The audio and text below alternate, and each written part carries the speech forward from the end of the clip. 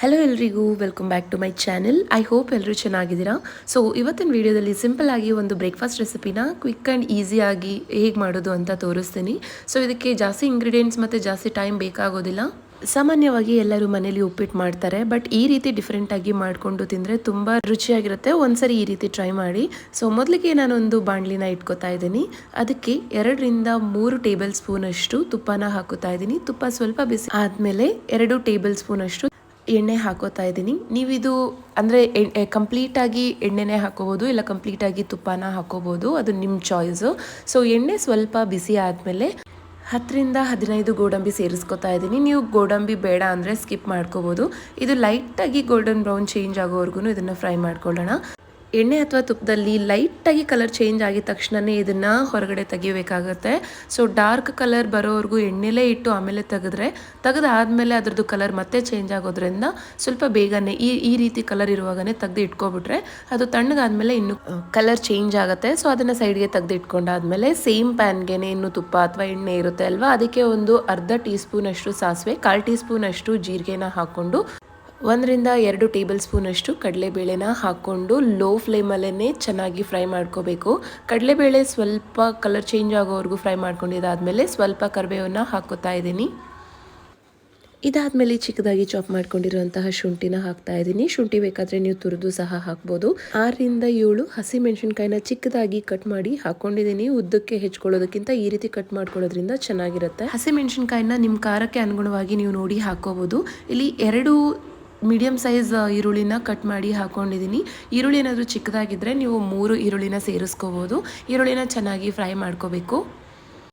ಈರುಳ್ಳಿ ಸ್ವಲ್ಪ colour change ಆಗೋವರೆಗೂ ಮೀಡಿಯಂ ಫ್ಲೇಮಲ್ಲೇ ಇಟ್ಕೊಂಡು ಫ್ರೈ ಮಾಡ್ಕೊಂಡಿದ್ದಾದಮೇಲೆ ಚಿಕ್ಕದಾಗಿ ಚಾಪ್ ಮಾಡ್ಕೊಂಡಿರೋ ಅಂಥ ಬೀನ್ಸ್ನ ಆ್ಯಡ್ ಮಾಡ್ಕೋತಾ ಇದ್ದೀನಿ.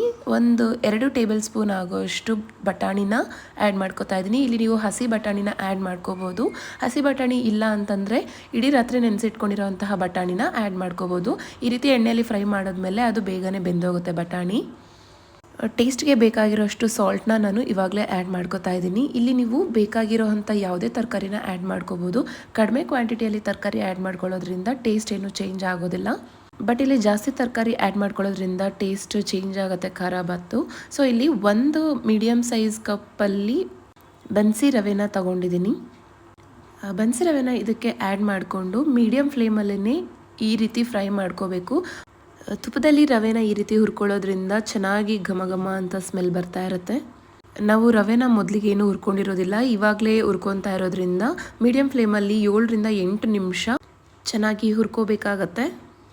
ಹುರ್ಕೊಂಡಿದ್ದಾದಮೇಲೆ ಒಂದು ಚಿಕ್ಕ ಸೈಜ್ ಟೊಮ್ಯಾಟೋನ ಕಟ್ ಮಾಡಿಕೊಂಡು ಇವಾಗ ಆ್ಯಡ್ ಮಾಡ್ಕೋಬೇಕು. ಸೊ ನಾನು ಈ ಕಪ್ಪಲ್ಲಿ ರವೆನ 1 ಕಪ್ಪಷ್ಟು ತಗೊಂಡಿದ್ದೀನಿ. ನೀರು ಹಾಕಬೇಕು ಅಂತಂದರೆ ಈ ಕಪ್ಪಲ್ಲೇ 3 ಕಪ್ಪಷ್ಟು ನೀರನ್ನ ಆ್ಯಡ್ ಮಾಡ್ಕೋಬೇಕು. ನಾನು ಚೆನ್ನಾಗಿ ಕಾಯಿಸಿ ಇಟ್ಕೊಂಡಿರೋಂಥ ನೀರನ್ನ ಇಲ್ಲಿ ಆ್ಯಡ್ ಮಾಡ್ಕೋತಾ ಇದ್ದೀನಿ. ಇಲ್ಲಿ ತಣ್ಣೀರು ಯೂಸ್ ಮಾಡೋದು ಬೇಡ. ತಣ್ಣೀರು ಹಾಕೋದ್ರಿಂದ ಉದ್ರುದ್ರಾಗಿ ಬರೋದಿಲ್ಲ, ಮುದ್ದೆ ರೀತಿ ಗಟ್ಟಿಯಾಗಿ ಆಗಿಬಿಡುತ್ತೆ.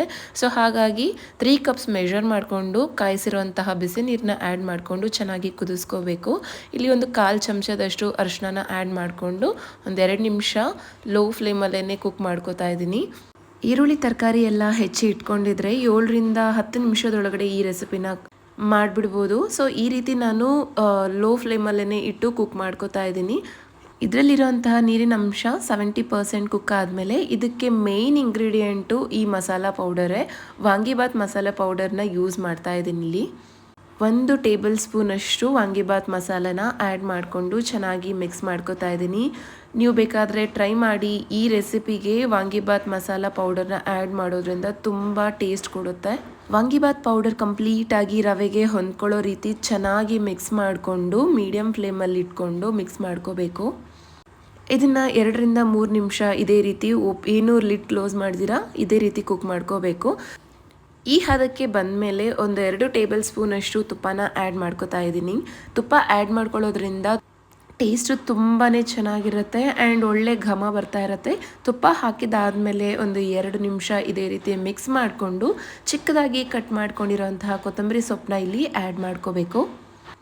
ಇದನ್ನು ಚೆನ್ನಾಗಿ ಮಿಕ್ಸ್ ಮಾಡಿಕೊಂಡು ನಿಮಗೆ ಬೇಕಂದರೆ ಲಾಸ್ಟಲ್ಲಿ ಅರ್ಧ ನಿಂಬೆ ಹಣ್ಣಿನ ರಸನ ಇಲ್ಲಿ ಆ್ಯಡ್ ಮಾಡಿಕೊಂಡು ಲಿಡ್ನ ಕ್ಲೋಸ್ ಮಾಡಿ 2-5 ನಿಮಿಷ ಲೋ ಫ್ಲೇಮಲ್ಲೇ ಕುಕ್ ಮಾಡ್ಕೊಳ್ಬೇಕು.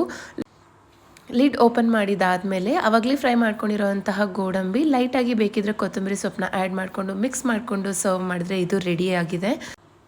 ಬಿಸಿ ಬಿಸಿ ತಿಂತಾ ಇದ್ರೆ ತುಂಬ ಯಮ್ಮಿಯಾಗಿ ಸಖತ್ ಟೇಸ್ಟಿಯಾಗಿ ತುಂಬಾ ಚೆನ್ನಾಗಿರುತ್ತೆ. ತುಪ್ಪ ಹಾಕಿರೋದ್ರಿಂದ ಟೇಸ್ಟ್ ಅಂತೂ ಬೇರೆ ಲೆವೆಲ್ ಆಗಿರುತ್ತೆ. ಖಂಡಿತ ಈ ರೆಸಿಪಿ ಒಂದ್ಸಲಿ ಮನೇಲಿ ಟ್ರೈ ಮಾಡಿ, ನಿಮಗೆ ಇಷ್ಟ ಆಗೋದು 100%. ಆ್ಯಸ್ ಯೂಶುವಲ್ ನನ್ನ ವಿಡಿಯೋ ನಿಮಗೆ ಇಷ್ಟ ಆಗಿದ್ದರೆ ಲೈಕ್ ಮಾಡಿ, ಕಮೆಂಟ್ ಮಾಡಿ, ಫ್ರೆಂಡ್ಸ್ ಫ್ಯಾಮಿಲಿ ಜೊತೆ ಶೇರ್ ಮಾಡಿ. ಸೊ ಮತ್ತೆ ನೆಕ್ಸ್ಟ್ ವಿಡಿಯೋದಲ್ಲಿ ಸಿಗ್ತೀನಿ. ಅಲ್ಲಿವರೆಗೂ ಎಲ್ರಿಗೂ ಬಾಯ್.